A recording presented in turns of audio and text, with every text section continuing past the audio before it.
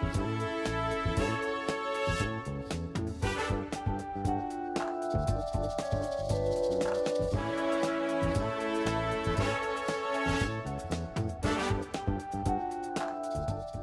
morning, everyone. It's Friday, March 19th. I'm Charlie Fink. It's This Week in XR with Ted Schilowitz, Futurist at Paramount Viacom. Ted, good morning. Good morning, Charlie. How are you this fine, getting to late March morning? Yes, it's the semester. We're hitting spring break at both of my schools. And, that feels like there's 6 classes out of 14 left. And we're hurtling toward the end. So that always, it's amazing. It's kind of like a theater production, right? We all feel like we've been through something together. Right. Yeah, it was fun. I did your class this past week. It was a really interesting. I was just going to segue into that. It was great. And I thought the students acquitted themselves well. They did. They asked really smart questions. It clearly, they are paying attention to the right stuff, and that process of learning is real and it's happening, which is exciting. And of course, I have many seniors in the class, and after spring break, I'm not sure how present they're going to be. And of course, they're racked with anxiety about what's going to happen to them. Yeah, of course. And I try and tell them, well, isn't that the great thing about life? We don't know what's going to happen to us. Right. It's the ultimate drama. So speaking of the ultimate drama, my love-hate relationship with Facebook goes on. Facebook and its algorithms that were meant to sell you t-shirts and sell you bad thoughts is something that I have been enragiated about for years. Yet at the same time, I love Oculus, I love VR. If it weren't for Facebook and Mark Zuckerberg, I'd fear to say we would not be very far along. I think we'd certainly be in a different place than we are today. We would be less commercialized and less mainstream. Yes. They have 20% of Facebook's engineers are now working on XR. Yes. Which is, we're talking about thousands of people when we say that. We're not talking about a couple of dozen guys. And they took the wraps off, Facebook Reality Labs, as they call their XR group now, took the wraps off some early research. They seem to have in this group a kind of mania about transparency and privacy, obviously clearly driven by mistakes in the other business. So that's another reason to kind of like them, but of course it was really over earnest and scrubbed, and clearly everybody was reading from the same press release. Right. So these kinds of big events for journalists and analysts are a little bit scrubbed, but what they showed us was mind-blowing. And let me first of all preface this by saying I predicted all of this in my book, Convergence in 2018. Yes, you did. That's right. And so I have 2 thoughts. One is, did somebody read my book? And the other thought is, what? The shit I've been saying is true? So let me get right to it. This was not about glasses. Right. This was not about optics. And we get so hung up about optics and the technology we have to pack into the thing you wear on your face. And so this was a little different, right? Because the thing you wear on your face is kind of the tail of the dog, if you will. For those things to see anything, you need to pack in a lot of computing and an operating system. And so they showed a bracelet that picks up on the electromagnetic pulses on your nerves that send messages to your fingers. Right. So it will at some point be able to detect not just micro and macro gestures, but intent. And This is the larger discussion which you telegraphed at your book about the advancement of the human compute interface, right? And it's not Facebook alone that's just working on this. There are many, many companies that are working on this. And maybe one of the most successful examples is Amazon with their Alexa, right? As essentially building a headless computer that has proliferated the world now and become a best-selling product and a best-selling category for Amazon that has a really interesting backstory because it came from the ashes of the ill-fated Fire phone. Right. It's a very interesting story. You could look it up and read the backstory of why do we have Alexa today. It was a feature set that was built into a cell phone that Amazon was trying to put into the market that had essentially no chance of succeeding, but they were smart enough to ask their engineers, what are the pieces and parts of the bones of this that could be valuable? And Alexa came from it. I see this, what Facebook announced with their neural interface, as a direct extension of large tech companies with huge valuations. And to your point, thousands of engineers that they're dedicating real dollars to try and figure out, if you boil it all the way down to the baseline, to figure out the evolution of the mouse is what I like to talk Yes, about. exactly. Right? Exactly. So, voice is problematic, obviously, in an all-day wearable. You Yep. can't have a whole office of people talking to themselves or walking down the street. Of course, we already see people talking to themselves because they have very, very small earbuds now. Yep. But voice is not really practical for the mass market. It works okay with Alexa, but certainly if you are more mobile, you wouldn't dream about, being in the subway and shouting instructions. So it's got to be sort of silent, invisible, personal. The gestures you make when you're sitting alone, need to be very small, right? You can't appear to be doing sign language the way you are when you're wearing a HoloLens. Correct. Right? It has to be smaller. It has to be millimeter level pinching and dragging, sort of like typing, right? You can think while you're typing and your hands are, really. Yeah, it's a very nuanced form of and they talk motor skill. Thousands of movements of the hand, which give them sort of an endless range of possibilities for controlling the invisible mouse. Correct. So I thought that was a revelation. They talked about AI also. Clearly, that's a little less developed. I think the thinking about AI is still very binary, and they even showed some diagrams of that. So I wonder if it's sophisticated enough. But I think they're thinking about the right things, because how are you going to control this thing? Yes, you can put the computing in a bracelet. That's better than a phone, right? A phone is big. A bracelet, obviously a bracelet can also be a watch. So maybe someday we'll be back to wearing watches, and the iWatch or the e-watch, whatever we end up calling it, is going to have a lot of that computing. They didn't talk much about it, but obviously 5G and Qualcomm's scheme to offload some of the computing into the cloud would also greatly help that. But you have to be excited to say, okay, it's going to take a while. Yeah. But they have a good idea and it's working. Yeah. Well, it's 10 years. That is soon. That's what I keep telling my students. You are still going to be young when this happens. That's right. Yes. And if you sort of look at, the evolution of a company like Facebook that started out, with all of its backstory that a lot of people would know. If you don't, watch the movie from David Fincher and others, to where they sit today in the early 2020s as legitimately becoming a research firm to actually research that neural interface and that next step of compute.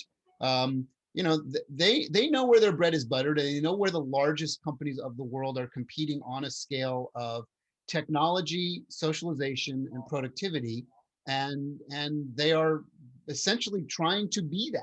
And it's an interesting aspiration for them. It's not just about headsets, people. Headsets are really kind of figured out in many ways. The problem is the computing and the operating. Correct.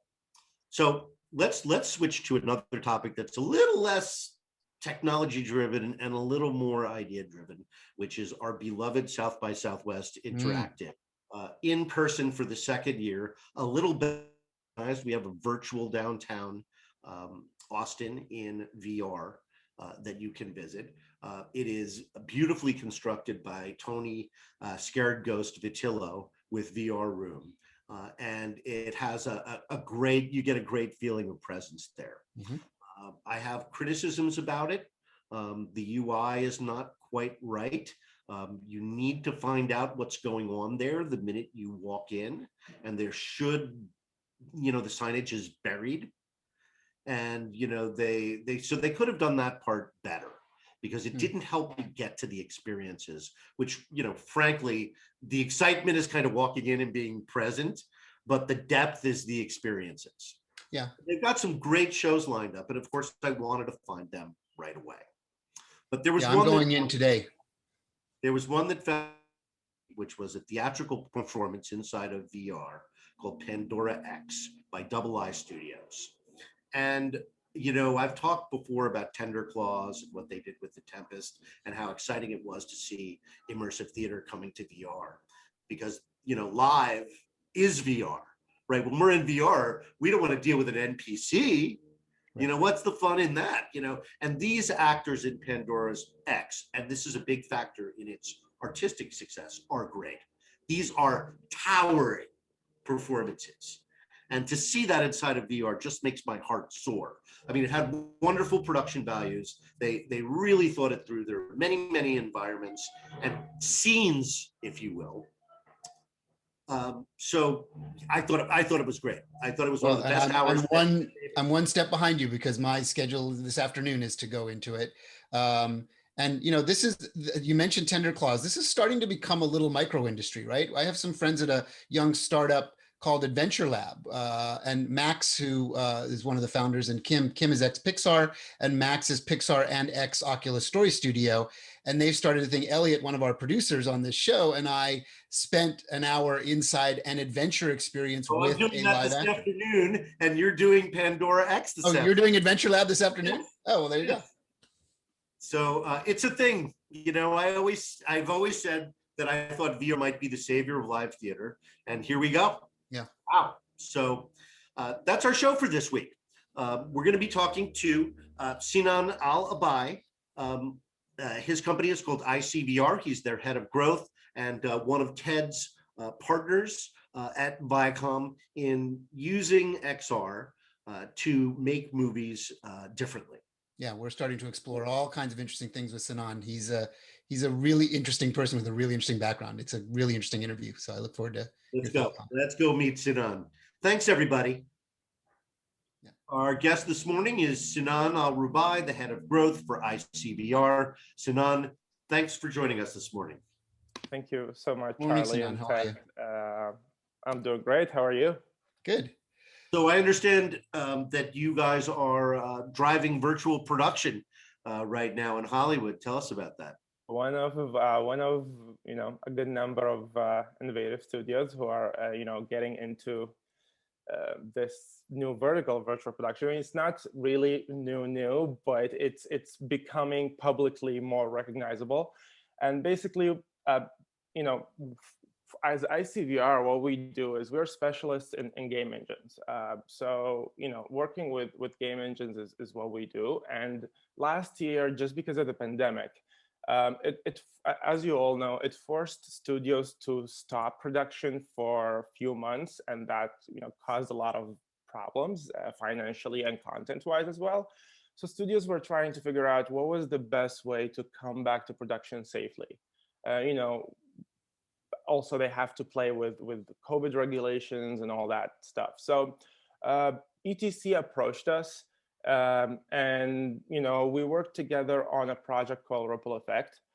Basically, we were trying to figure out what was the best way to utilize the that we have today to shoot content in a safe and efficient way. And so we came in together.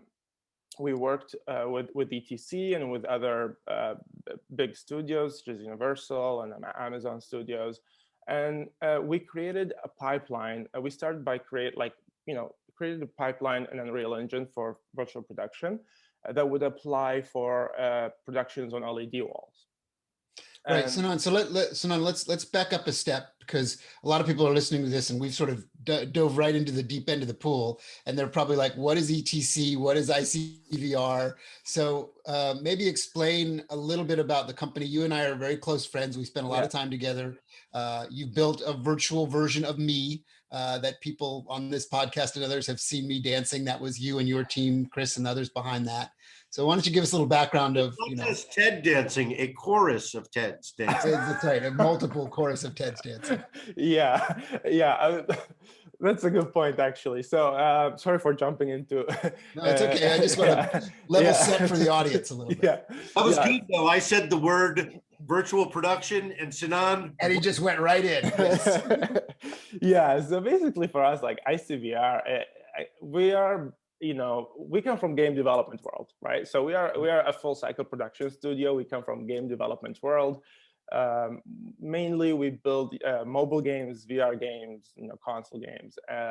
And we started as a small startup in 2016 with a few people. And fast forward 5 years later, we have now today 62 employees in the company. And we have been basically trying to figure out what are the best ways to use the very advanced game engines and applying that into different verticals outside of gaming. Because as you all know, it's been happening. So a lot of immersive experiences, actually all immersive experiences in one way or another, have to do with game engines. A lot of now film productions are, starting to happen, whether it's animation or live action, they're utilizing game engine. We work also with our other clients in healthcare industry. And there's a lot of applications right there that utilize game engines as well. So this is initially what we do. We try and find those needs or certain industries that do certain ways that are not necessarily up to date. They're not necessarily efficient as they could be, and we go in and we implement that knowledge. Right. And that led you to a road where you partnered with a group out in Pacoima, which is a little suburb of Hollywood, yeah. And they built one of these giant LED walls, and you started to work with a educational part of USC, the ETC, right? The Entertainment Yes. Technology Center. Committee, I guess that's called. Center, yeah. Center, right? Yeah. And so I'm a part of it. I guess I should know the name officially, Entertainment Technology Center. And they look at all this advanced technology and how it relates to the motion picture and television world, and you're a big part of that, right? Yeah, exactly. So our partners in Pacoima, they're called XR Stage, and basically what they do, and again, that's another thing that the pandemic forced into shifting things around and changing things, right? Like they used to be one of the biggest suppliers in the United States of LED panels. So they used to build stages like for festivals, the Coachellas, the EDM festivals, and all that.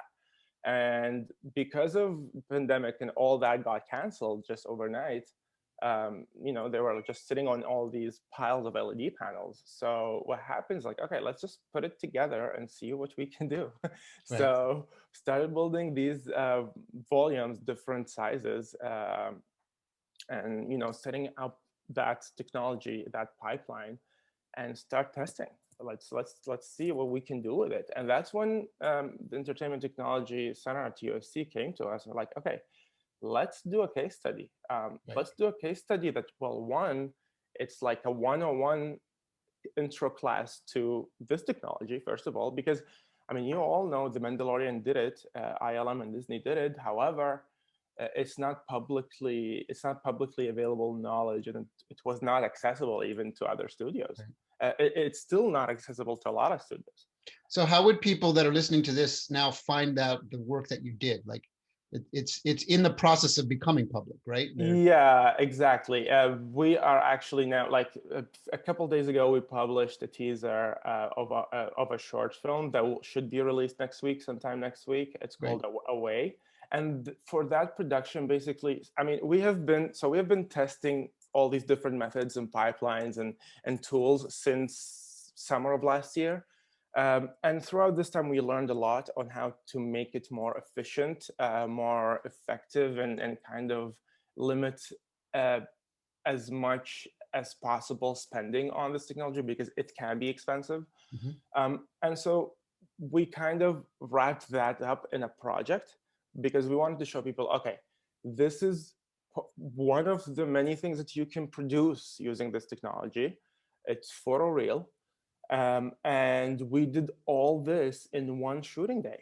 Yeah, and the results are, Charlie, I can't wait for you to see the results. They're unbelievably impressive. You would literally think they went to 25 different exotic locations and shot this, and it turns out it was all shot in a big sort of warehouse stage in Pacoima.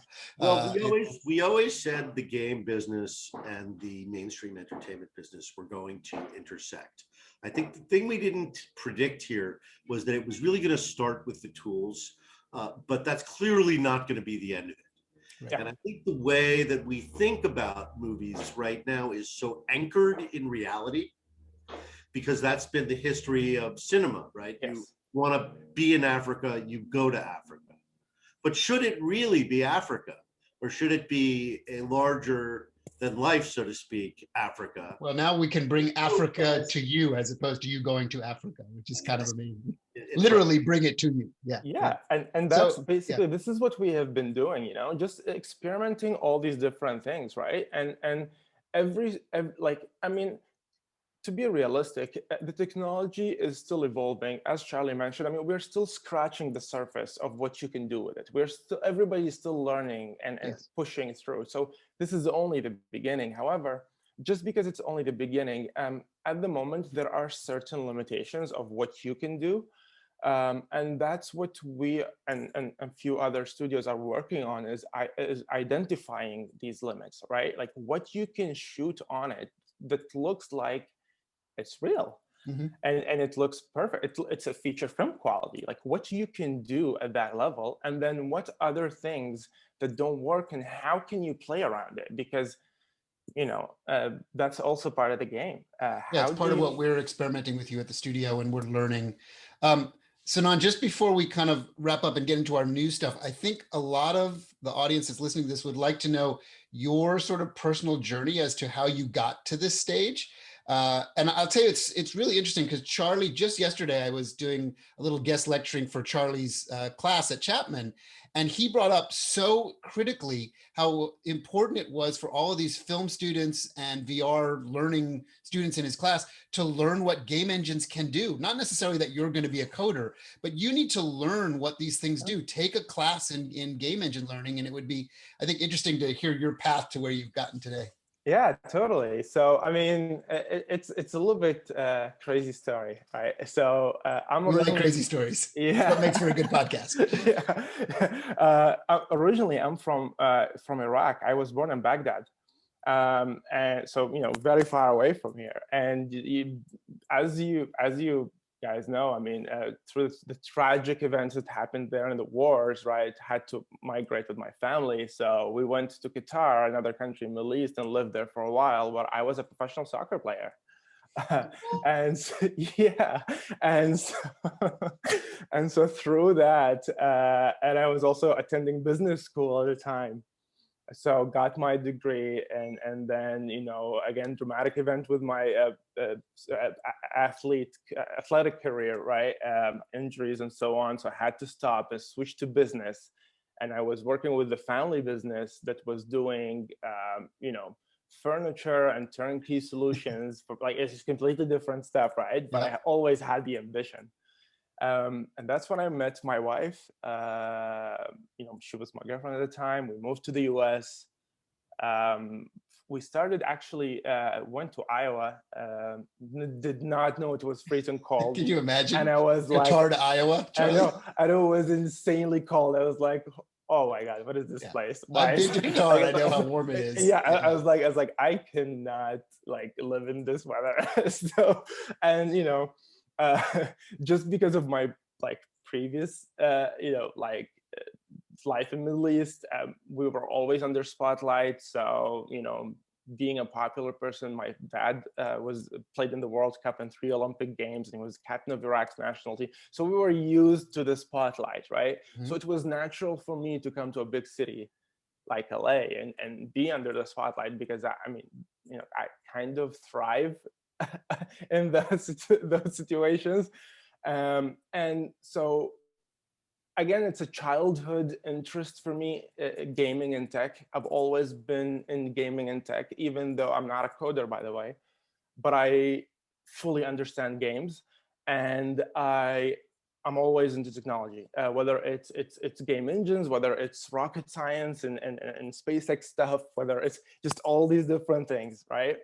And that's why I love what Charlie, by the way, writes on Forbes. I follow every single article and read every single article you read, by the way. And so, you know, I met ICVR, and it was, you know, a small team at the time of people who are super passionate, and you know, we're all also like, you know, within the same, like, we all play video games. We all interested in tech. We all want to do things out of the box, things that we're not afraid to explore and go out. And that's what I like was, for example, chasing TED for a time. Like, I need like this person is amazing, and he's pushing the envelope the whole time. I need to talk to him. And so that's when I met TED. And we became friends, right? And we learn a lot from each other, and we continue to learn from a lot of each other almost every day, which is kind of part of what's so interesting with life's journey. Charlie, I think maybe we found the next guest lecturer for your class. Oh, well, I had that going before we started recording. Don't you worry about that. Yeah, and so basically that's part of it. And then, you know, I've again, you know, Hollywood is also part of my childhood. Like I grew up in my parents' house, and we had this big film room full of, used to be those like, you know, big tape cassettes and like all these movies. And I was like, I would have never thought that one day I'll be in Los Angeles talking to studio executives about films. Like that was not even a possibility. Like, you know what I mean? And now it's happening, and it's crazy. Like I go to bed at night, every night thinking, I just talked to these people today. It's crazy. It doesn't feel real. And I never get used to it. Like that's great, man. This is a really good segue into our regular news show. Yeah. By the way, Sinan, after like 30 years in the business, I still have that every day. I can't believe I get to do this for a living. So, you know, if you always hold that sort of joy and wonder about the fact that you get to do it. I'm like, wow, they're paying me to watch cartoons all day. I wonder if they're going to find out. Yeah, it's amazing. But yeah, and I get to meet awesome people like you. I really, really appreciate it. It's a huge pleasure for me to be with you. Like you don't even know. Thanks for sharing. If people want to learn more, what's the website? Where do they find more about ICVR and ETC and all that stuff? Yeah, they can go to icvr.io. That's our website. We basically publish as many updates as possible. I mean, I say as possible because a lot of what we do is white labeled, unfortunately. So we can't share everything, but they get the updates there. And yeah, and reach out to me on LinkedIn or through the website. Happy to connect and share information. That's how everybody grows. It's great. Thanks, Sinan. Thank you very much. Enjoy the rest of your day, your podcast, and enjoy the weekend.